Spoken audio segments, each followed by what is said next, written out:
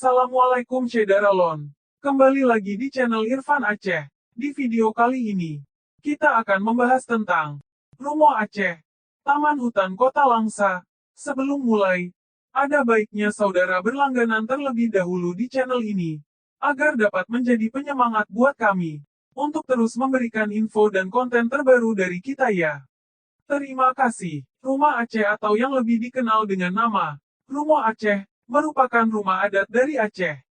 Rumo Aceh ini berasal dari Gampong Bantayan, Kecamatan Simpang Ulim, Kabupaten Aceh Timur, Provinsi Aceh, dan diperkirakan telah berusia antara 250 sampai dengan 300 tahun, yang dimiliki oleh seorang saudagar Aceh, yaitu Tengkunya Yusuf.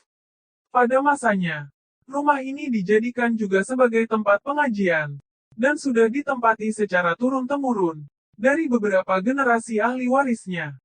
Rumo Aceh ini masih orisinil, dan telah dipindahkan dari tempat aslinya ke hutan kota pada tahun 2015, yang merupakan hibah dari Tengku Nuriman, guna dijadikan salah satu wisata sejarah.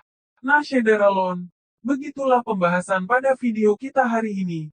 Jika ada salah penyebutan tolong dikoreksi di bawah ini. Sekian video kita kali ini. Sampai ketemu di video selanjutnya.